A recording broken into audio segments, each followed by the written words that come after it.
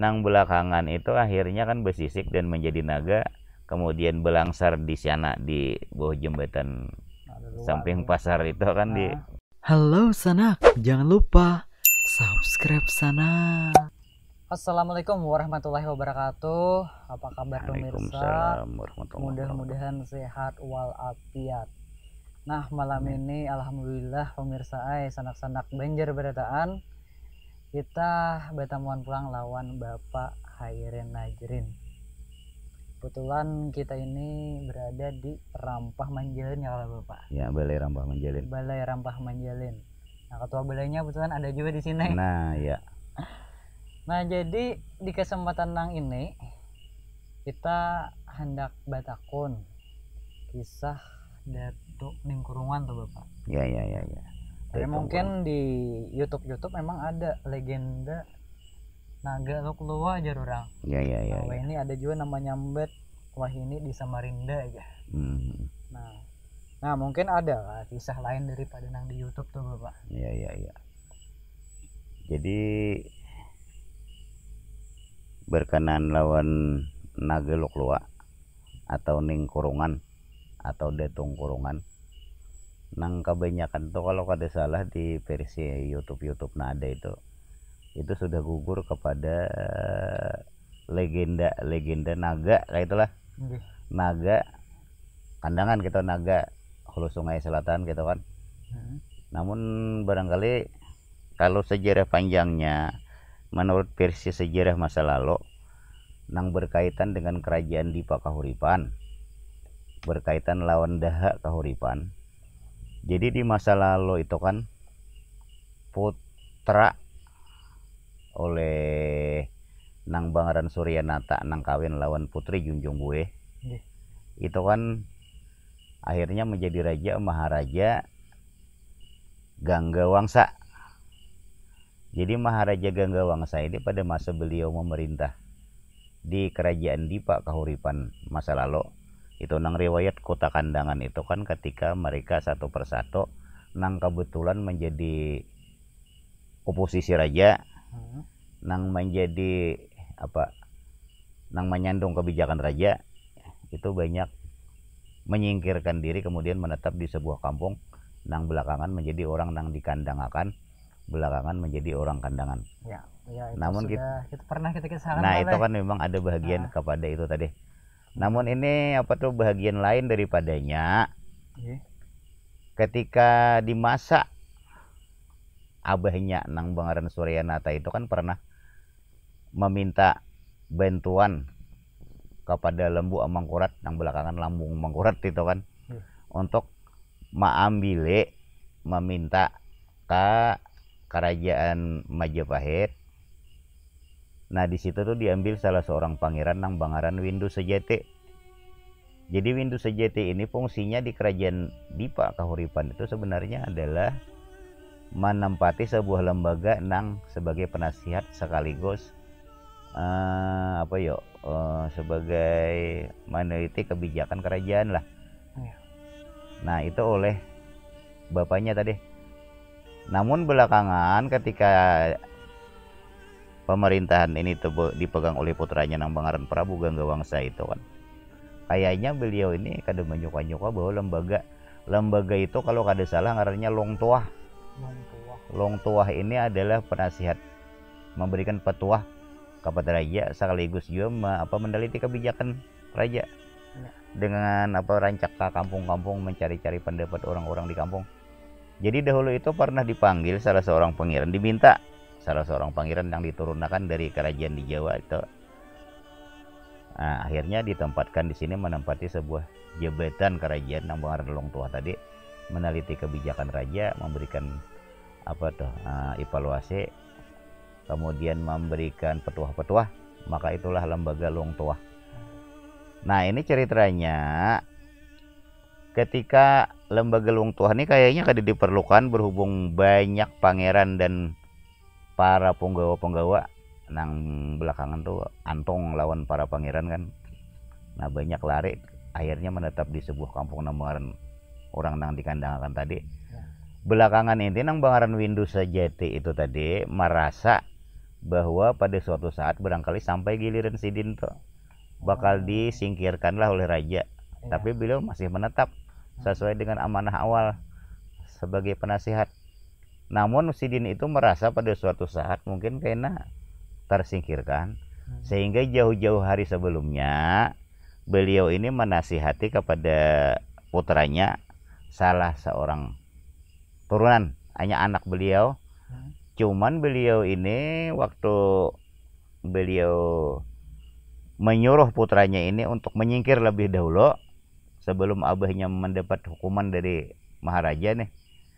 Beliau itu kan mendapat wangsit dari Yang Maha Kuasa itu, bahwa wangsit yang diterima beliau nih kaina tuhai ikam depate paninian ikam julak tangah ikam nang sudah berdahulu menyingkir di sebuah tempat nang bakulilingan itu luak. Jadi talok luak. Ada hubungannya lawan lok luak nih. Iya, nang belakangan akhirnya menjadi lok luak. Iya. Jadi beliau itu seorang pangeran ini tadi, kita ngarannya Kadewani menyebut lah. Kenapa jadi Kadewani menyebut? Sebabnya harus ada aturan tertentu yang sudah ada perjanjian masa lalu itu, bahwa harus ada semacam ritual begamalan dan sebagainya. Jadi hanya kita boleh menyambat, artinya atas apa jin. Sebabnya beliau itu kan di jajarannya ini ada semacam punakawan itu nang kebetulan orang alam sebelah lah, nang usianya tuh apa yuk panjang kayak itu kan, berhubung makhluk Sehari orang kiamat hanya meninggal juga ya. Nggak ada jawab, memang inya jin ini memang panjang lah umurnya, sehingga turunannya tuh masih, dan ini menyambung lagi. Jadi inya tuh dilindungi oleh para detok nang kita, sebenarnya jin nang melindungi itu tadi punakawannya. Jadi ceritanya putranya Windu Sejati ini hendak disuruh berdahulu madam. Ini pangeran ini kan turunan pangeran itu, malah dari Jawa itu.